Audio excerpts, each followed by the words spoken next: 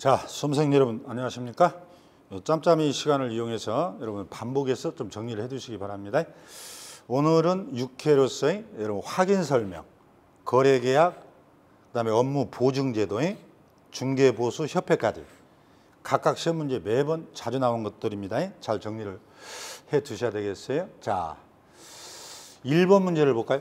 다음 중 중개대상물 확인 설명에 관한 내용으로 자, 틀린 것은 그랬죠? 여기서 여러분들이 일단 이걸 주의해요. 확인 설명. 여러분 확인 설명은 개업공인중개사가 매수자, 임차인에게 물건을 설명하는 거예요. 그런데 확인 설명서라고 나오면 여러분 구별해야 돼. 확인 설명서는 중개가 완성된 후, 즉 매매계약서를 쓰고 나서 작성하는 게 확인 설명서고, 확인 설명은 계약서를 쓰기 전에 물건을 설명하는 겁니다. 꼭 기억하세요. 확인 설명은 계약서 쓰기 전, 확인 설명서는 계약서 쓴 후의 문제다. 이걸 개념을 잡고 문제를 보셔야 돼. 자, 확인 설명에 대해서 물었어요. 1번. 개업공인중개사가 중개를 의뢰받은 경우 중개 대상물에 대한 확인 설명은 언제? 중개 완성되기 전. 맞잖아요. 이 계약서를 쓰기 전에 이 물건은 어떤 물건이다 라는 것을 설명하는 것이에요. 근데 설명서는 완성 후요. 이거 꼭 주의하세요. 맞는 얘기고. 2번. 개업공인중개사 중개대상물에 대한 확인 설명은 그랬잖아. 중개대상물에 대하여 권리를 취득하고자 하는 의뢰인에게 설명해야 된다. 맞는 얘기죠. 당연히 여러분들 그 물건에 대해서 설명을 들을 사람은 매수자가 들어야지 매도자한테는 설명할 필요가 없는 거죠. 집주인한테는. 그래서 이것을 어떻게 바꾸냐. 당사자에게 설명해야 된다. 바로 틀렸어요. 매도자에게는 설명 안 한다니까. 또는 권리 이전 의뢰인한테 설명한다. 틀렸어요. 그러니까 여러분들은 이 취득 꼭 정확하게 찾아내세요. 맞는 얘기. 3번. 개업공인중개사는 중개가 완성되어 거래계약서를 작성하는 때 확인 설명서라고 돼 있네. 작성하여 당사자에게 교부해야 된다. 맞죠? 완성이 돼서 그 말은 뭐예요? 매매계약서를 쓰고 나서 확인 설명서를 작성하는 거예요. 그러니까 설명서와 설명을 구별해야 돼요. 꼭. 자, 맞는 얘기고. 4번. 의뢰인이 개업공인중개사에게 소정의 보수를 지급하지 아니했다 해서 개업공인중개사는 확인 설명 의무의 위반에 따른 손해배상 책임이 당연히 소멸되는 것은 아니다. 이거 많이 나옵니다. 시험에. 그러니까 개업공인중개사가 친구가 원룸을 얻으러 왔어요. 그럼 내가 공짜로 해줄게. 걱정 마라 그랬어. 그러면 개업공인중개사는 대충 일을 해도 되느냐? 그게 안 되는 거예요. 공짜로, 즉 보수를 안 받는다 하더라도 계약서 써줘야지, 등기부 떼야지, 대장 떼야지, 확인 설명서 다 작성해 줘야 돼요. 또 사고 나면 손해배상까지 해야 돼. 그러니까 보수를 안 받았다고 해서 설명 의무가 없어지냐? 그게 아니다. 설명을 안 해가지고 사고 나면 손해배상까지 다 해야 됩니다. 이게 보수 여부는 설명 의무 계약서 작성하고 아무 관련 없어요. 따라서 결론. 돈을 안 받고 하더라도 우리 법에 따라 의무는 다 이행해야 된다. 이거 많이 나옵니다. 시험에. 그 제가 뭐라 했어요? 공짜로 할 바에는 안 해주는 게 좋다. 괜히 공짜로 해줬다가 사고 나면 다 책임져야 되니까 그래요. 자, 맞는 얘기. 5번. 매도자 임대 의뢰인이 중개대상물 상태에 관한 자료 요구 나왔네요. 불응한 경우에 그 사실을 확인 설명서에 기재할 의무가 없다. 이건 기출지문 그대로입니다. 바로 틀렸어요. 답은 5번인데 자, 꼭 기억하셔야 돼. 여러분들이 이 한 문제를 보더라도 정확하게 하셔야 돼. 지금 여러분들이 개업공인중개사로 오픈했다고 봐요. 그럼 매도자가 물건을 가져왔잖아요. 그러면 이 물건을 조사를 해야 매수자에게 설명을 할 거 아니에요. 그럼 설명하려면 조사할 때 어떻게 해요? 등기부 떼봐야지, 공적장부. 현장 가봐야지. 또 현장 가도 잘 모르는 것들은 자료를 요구할 수 있다니까요. 그래서 개공이 당신 자료 좀 달라. 뭐 수선을 했다면서요. 그럼 견적서 있을 거 아니에요. 그거 좀 주세요. 자료 요구할 수 있어요. 그런데 이것은 임의적 사항이에요. 매도자가 불응해도 상관없어요. 그러면 개공은 어떻게 해야 돼? 불응했다면은 이 사실을 매수자에게, 취득 의뢰인에게 정확하게 설명을 해야 한다는 게 첫 번째 의무예요. 설명하고 나서 그 근거를 설명서에다가 반드시 기재를 해야 됩니다. 이거 시험 지문에 자주 나와요. 그래서 자료 요구는 매도자에게 하고 설명은 매수자에게 한다는 것도 기억해야 되고, 자료 요구했는데 불응하면 그 사실을 매수자에게 설명하고 설명서에 기재해야 된다. 그 기재 의무가 없다가 틀렸죠? 자, 잘 정리해 주세요. 한 문제를 가지고. 자, 2번 문제를 볼까요? 이건 간단해요. 여러분들이 이 숫자 같은 것은 뭐 한 번에 외울 수도 있지만 수업 도중에 차고 반복하니까 그때그때 외워도 됩니다. 따로 시간 내지 말고. 자, 보존기간을 물었네요. 보존기간을 옳게 나열한 것은 그랬어요. 여러분 지난 시간에 했던 전속중개는 3년 보존해야 되죠. 확인설명서는 원본사본 전자문서 3년이죠. 자, 거래계약서는 5년이죠. 이런 것들은 단수 남기니까 3, 4, 모인데 이것은 답이 2번이 돼요. 자, 그 다음에 이번에는 거래계약서에 대한 문제입니다. 거래계약서에 대한 내용으로 틀린 거. 자, 또 여러분들이 이 용어가 안 되는 분들이 의외로 많아요. 제가 용어를 자주 얘기를 하는데, 자, 개업공인중개사가 있어요. 매도자요. 이 매도자가 사장님 내 집을 팔아주세요. 청약. 내가 6억에 팔아드리지요. 승낙. 이 계약을 우리는 중개계약이라는 거 꼭 기억하세요. 중개계약. 중개계약에는 뭐예요? 일반 중개계약이 있고 천속중개계약이 있잖아. 그리고 매수자도 집을 사주세요. 알았다. 중개계약. 그래서 여러분 중개계약은 두 부를 작성한다고 그랬죠? 왜? 사람이 둘이니까. 매수자하고 둘이니까 두 부. 이제 중개계약에 따라서 매매계약을 했죠? 임대차 계약을 했죠? 이건 민법이네. 그래서 매매 당사자는 매도자, 매수자, 임대인, 임차인이지. 우리는 매매나 임대차 계약을 무슨 계약이라고 한다? 거래 계약이라고 그래요. 그래서 여러분 중개계약과 거래계약을 구별 못하면 엉터리예요. 그러면 거래계약의 당사자는 매도자와 매수자가 되고 중개계약의 당사자는 중개업자와 의뢰인이 되는 거예요. 그래서 여기는 두 부만 작성하면 되고 여기는 세 부 작성하라 있잖아. 금방 2번 문제에서 거래계약서는 5년 보존이고 전속중개계약서는 3년 보존이라고 딱 나와 있잖아요. 그래서 거래계약에 대해서 묻습니다. 또 묻는 게 뭔지 아세요? 거래계약이 체결되면 중개는 완성됐다. 이것도 물어요. 꼭 기억하세요. 중개계약은 물건을 의뢰받았죠? 이게 실무의 출발이라고 해요. 그래서 옛날 여러분 기출문제 봐봐. 실무의 출발이 어디냐 물으면 중개계약이에요. 중개 완성이 어디냐 그러면 민법의 거래계약이에요. 꼭 이걸 기억하세요. 지금 여기서는 중개계약을 물은 게 아니라 거래계약을 물었단 말이죠. 자, 틀린 거. 1번. 개공은 중개대상물에 관하여 중개완성이라고 나오잖아요. 완성이니까 중개계약이 아니라 거래계약이지. 그 세부를 작성해서 쌍방에 교부해야 된다. 맞는 얘기죠. 2번.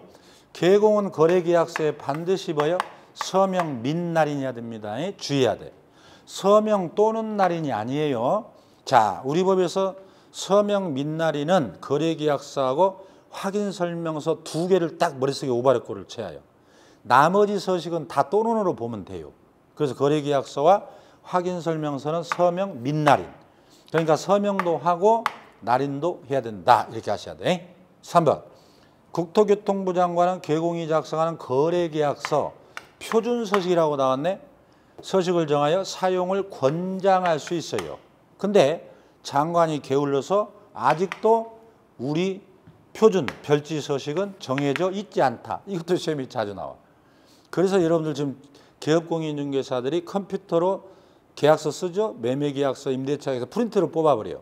그건 장관이 만든 표준계약서가 아닙니다. 그냥 프로그램을 만들어서 저장해 놓고 쓰는 거예요. 그래서 우리는 장관이 현재 안 만들어졌다도 꼭 기억하셔야 돼요. 그 다음에 또 하나. 우리 법에 나오는 모든 서식, 일반 중개계약서, 전속 중개계약서, 확인 설명서 이런 것들은 전부 다 장관이 만든다는 것도 꼭 기억하시라고 그랬죠. 시도지사가 아니에요. 그런데 현재 거래계약서는 안 만들어져 있습니다.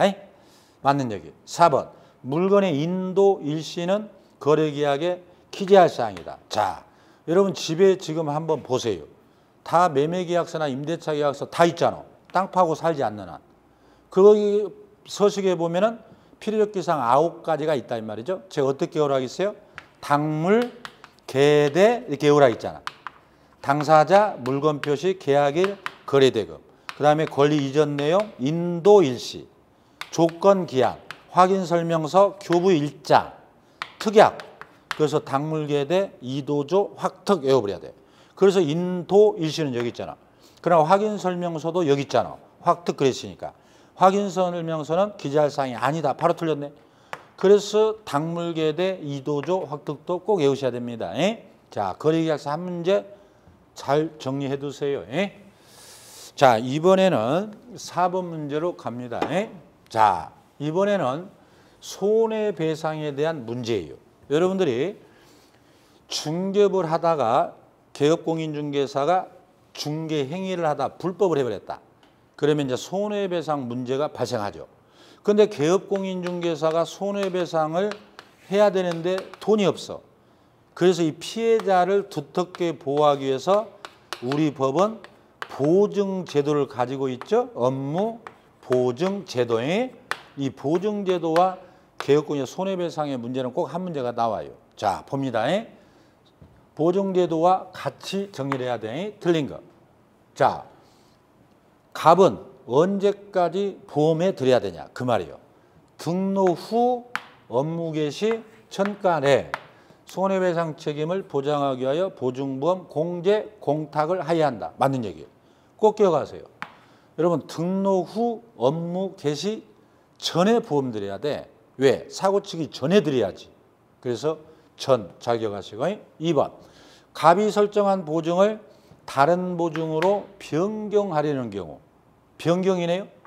이미 설정한 보증의 효력이 있는 기간 중 이거 주의해야 돼. 기간 중에 다른 보증을 설정해라. 이것은 재작년에 나온 거죠. 자, 내가 처음에 공탁을 했어요. 공탁은 현금을 예치해야죠. 그러니까 내가 이번에 공제로 바꾸네. 그러면 다른 보증을 설정한 후에 해지하라는 얘기예요. 그 말은 하루도 공백이 있어서는 안 되니까 기간 중에 해야 됩니다. 잘 기억하세요. 자, 4번. 갑이 보증보험 공제에 가입한 경우 보증기간이 만료됐어요. 여러분 상품이 주로 1년짜리 가입해요. 그럼 여러분들이 1년에 한 20에서 25만 원 낸다고. 근데 사고 없이 기간이 만료됐다니까. 그럼 나는 다시 중개업을 하려면은 여러분 만료됐으면 또 보증료를 또 내야 돼요. 보험료를. 그게 만료일까지 내면 돼요. 만료 전이 아닙니다. 그래서 여러분 2번, 3번 자주 나와. 보증기간이 정상적으로 1년 기간이 만료됐으면 만료일까지 다시 그 돈을 내면 되는 겁니다.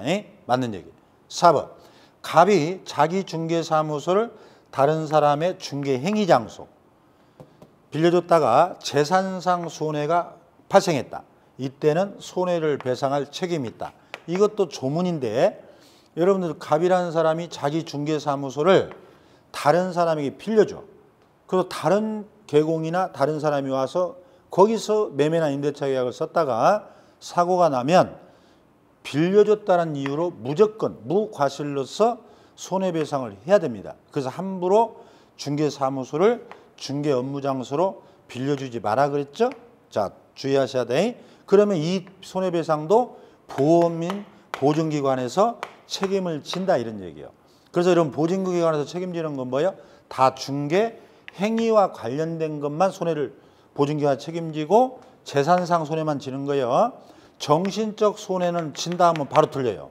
이건 민법으로 받아야지 보증기관은 책임 안 져요. 그러니까 이런 것도 어렵게 내면 여기서 막 틀어버려요.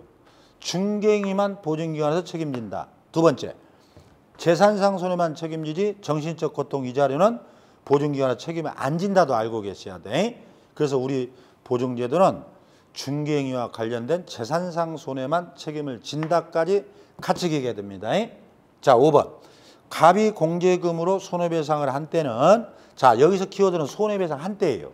이제 사고 쳤어. 그래서 보증기간 돈을 지급했단 말이에요. 그럼에도 내가 영업을 계속하려면 30일이 아니라 15일 내에 다시 가입해야, 즉 보험료를 또 내야 된다 이 말이에요. 그래서 여러분들이 주의할 게 뭐냐, 여기 만료하고 헷갈리면 안 돼요. 그래서 3번하고 5번을 꼭 기억하세요. 제가 변형한 거예요. 그래서 만료는 사고 친 게 아니라 정상적으로 1년 기간이 끝난 것을 만료라고 해서 만료까지 하면 되고, 여기는 사고 쳐서 손해배상이 지급된 때예요. 이게 15일입니다. 그래서 답은 5번이 되겠어요. 자, 5번 문제 하나 볼까요? 이번에는 중개보수에 대해서 봅니다. 작년에 세 문제나 나왔죠. 중개보수. 자, 을이라는 을이 개업공인중개사 갑에게 중개를 의뢰하여 계약이 체결됐다. 이때 중개보수에 관한 설명으로 틀린 것은 그랬네요. 자, 1번. 개공갑의 고의과실 없이 을이 쉽게 말하면 손님이에요. 손님 사정으로 계약이 해제, 무효, 취소, 그 말은 깨져버렸어. 그러니까 개공갑은 아무 잘못이 없다고 이걸 주의해야 돼. 그러면은 보수를 받을 수 있다예요. 그러니까 여러분들이 처음 공부하는 분들은 계약이 성립됐다가 해제, 무효, 취소, 깨져버리면 무조건 돈을 못 받는 거 아니냐, 이건 잘못됐다. 돈을 받고 안 받고는 개업 공인중개사의 잘못이면 돈 못 받고, 당사자가 잘못해서 깨진 건 돈 받을 수 있다. 꼭 기억하세요. 그래서 여기서는 당사자 사정으로 깨졌으니까 돈 받을 수 있다요. 2번. 주택의 보수는 국토교통부령이 정하는 범위 내에서 조례. 여러분들, 우리 수수료는 주택과 주택 외로 나눠집니다. 꼭 기억하세요. 이 조문 자주 나옵니다. 주택이 나오면 바로 조례가 나와야 돼. 그 주조 외워버려야 돼. 근데 주택 외, 토지상가 임야는 조례로 받는 게 아니에요. 그냥 장관이 상한을 정해버렸어요. 그래서 주택에는 국토교통부령이고 주택은 조례다는 거 꼭 기억하세요. 맞는 얘기. 3번. 보수 산정에서 지방자치단체 조례잖아. 주택을 말하네 지금. 근데 이 조례를 잘못 해석했어요. 그래서 수수료를 더 받아버렸어. 내가 잘못 해석해가지고. 이게 법률착오냐? 이런 법률착오가 되면 처벌 안 받는 거예요. 근데 법률착오를 안 봐버립니다, 우리는.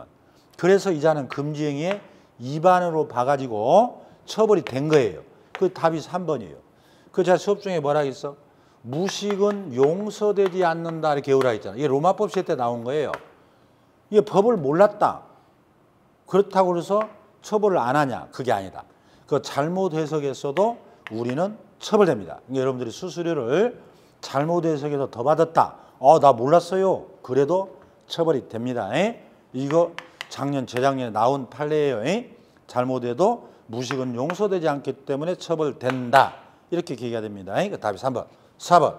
법정 한도를 초과하는 갑과 을의 보수 약정은 한도를 초과한 범위 내에서 무효다. 여기서 주의해야 돼. 그러니까 500인데 법정 보수가 1000만 원을 준대요. 내 것부터 빨리 팔아달라고. 2배 준대. 이 자체가 무효라는 거예요. 그러면 1000만 원 모두가 무효냐? 초과된 500만 무효냐? 우리는 초과된 것만 무효예요. 일부 무효입니다. 맞는 얘기. 4번. 보수의 지급 시기. 약정이 있으면 약정이 우선이고, 약정이 없으면 거래대금 지급 완료라고 돼 있네. 그러니까 잔금 때 받는 거예요. 여러분들 이 시기도 잘 모르더라고. 보세요. 여러분 매매계약서를 쓰면 바로 보수받을 수 있어요. 그러니까 여러분 중개업자는 매도자한테 요즘 잘 안 팔리잖아. 매수자가 없어서. 매도자는 많잖아. 그럼 매도자한테 사장님 계약서 쓰는 날 절반 주세요. 잔금 때 절반 주세요. 이렇게 약정하면 약정이 우선이에요. 약정이 없으면 우리 법은 무조건 잔금 때 받으래.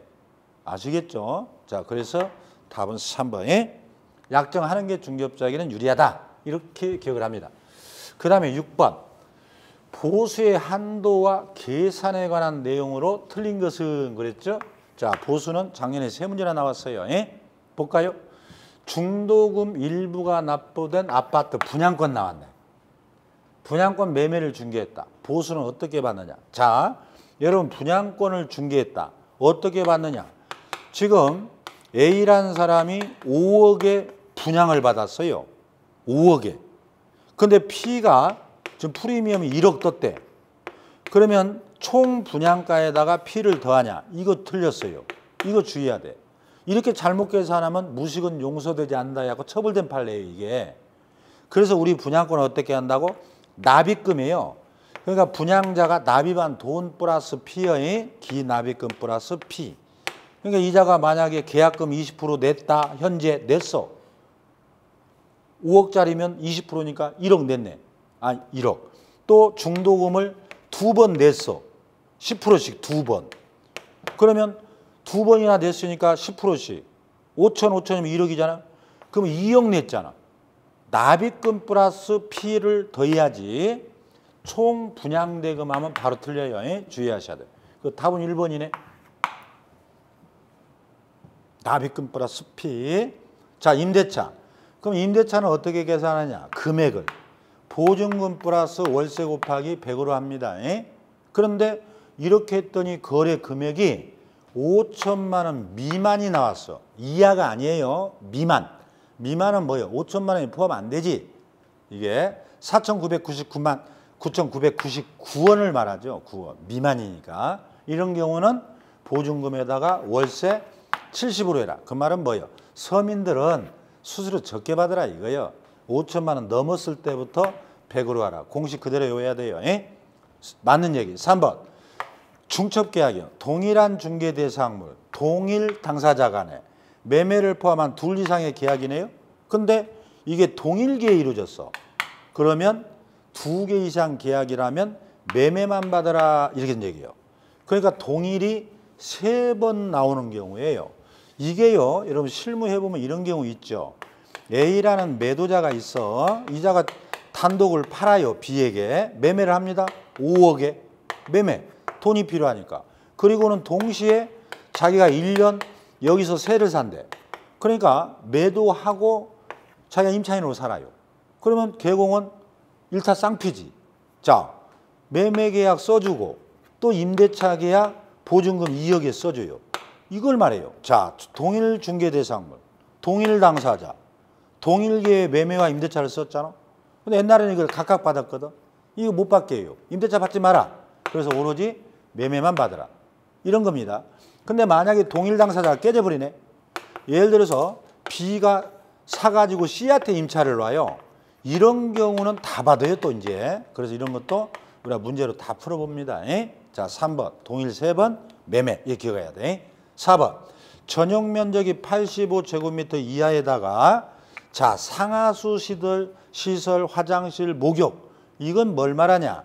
이건 주거용 오피스텔이에요. 자, 여러분들 주거용 오피스텔은 수수료를 깎아줘요. 그러니까 여러분들 그냥 오피스텔은 주거외란 말이에요. 여러분 주거외가 뭐죠? 토지, 상가, 임야, 사무소, 오피스텔은 모두 다 0.9라고 외우라 했잖아. 이게 너무 비싸다고 난리를 친 거예요. 왜? 요즘에 주거용 오피스텔을 많이 짓거든. 그래서 원칙은 오피스텔을 포함해서 토지, 상가, 임야는 전부 다 0.9 범위 내에서 협의인데 주거용 오피스텔은 깎아주라 해가지고 매매는 0.5로 정해줬고 임대차는 0.4로 정해줬어요. 그래서 이거 내워야 돼요, 여러분들. 그래서 여기는 1,000분의 4, 즉 0.4다. 맞는 지문이에요. 왜? 임대차니까. 매매했으면 0.5지. 자, 그 다음에 중개대상물인 건축물 중 주택 면적이 2분의 1 미만이네요. 그러면은 주택 외로 받는다. 맞는 얘기예요. 자, 여러분들이 상가주택을 또 할 때 있잖아. 3층짜리 건물을 10억에 매매해 줬어요. 중개업자가. 그런데 1층이 식당으로 세줬고 2층이 사무소, 3층이 주택으로 주인이 살아. 그럼 이런 경우는 주택으로 받아야 되냐, 주택 외로 받아야 이 문제가 발생하거든요. 그러면 이건 우리는 면적을 따져라, 대장을 떼서. 그러면 식당하고 사무실이니까 아무래도 주택 외가 크지. 그러면 우리는 큰 면적으로 받는 거예요. 주택이 크면 주택으로 받고 상가가 크면 상가로 받아라 이런 뜻입니다. 따라서 여기는 주택이 2분의 1 미만이니까 상가가 크다는 얘기지. 그래서 주택 외로 받는다. 이 문제도 정확하게 자주 봐서 정리를 해둬 버리세요. 그럼 여기서 이제 계산 문제가 나오니까. 자, 그 다음에 이제 오늘 마지막 문제로 협회 부분을 볼까요? 협회. 여러분, 협회도 꼭 한 문제가 나오는데, 우리 공인중개사 협회는 공제 쪽하고 설립 절차가 많이 나와요. 그래서 설립하고 공제 사업에 대한 내용으로서 틀린 것은 했어요. 틀린 것은.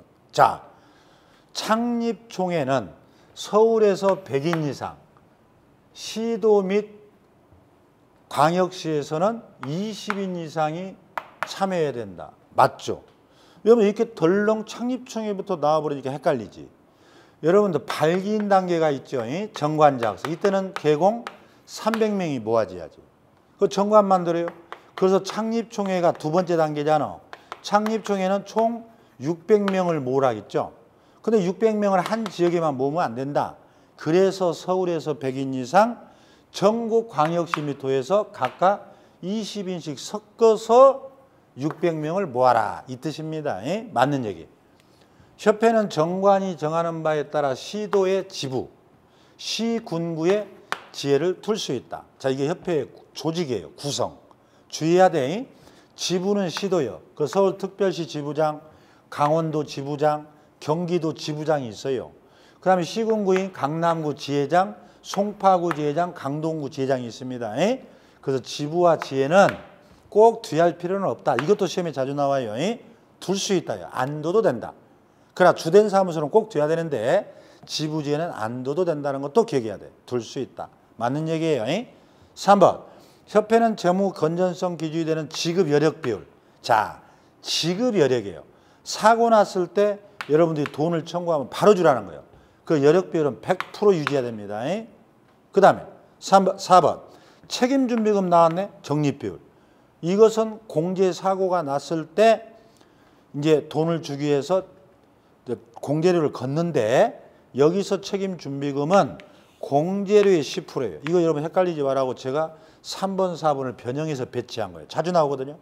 여러분 봐봐요. 책임 준비금 뭐냐면 보험회사 똑같아요. 여러분 상해보험, 생명보험 들었어. 근데 보험회사가 망해버렸네. 청산에 들어갔어. 그럼 여러분 그동안 낸 돈이 있잖아. 그걸 최소한 돌려줘야 돼. 이런 걸 책임 준비금이라고. 그러면 개업공인중개사들이 공제료 냈잖아. 공제사업이 부도나버렸네. 최소한 돌려줄 돈을 10%란 뜻이에요. 그래서 책임준비금은 내가 낸 돈의 10% 이렇게 해야 되고, 이건 사고 났을 때 내가 공제사업에 가서 돈 주세요. 그러면 바로 줘라. 지급 여력이 100% 항상 현금 대기하고 있어라. 구별하세요. 책임준비금과 지급 여력비를 100%냐 10%냐야. 다 맞는 얘기. 5번. 협회는 회계년도 종료 후 6개월, 바로 틀렸네.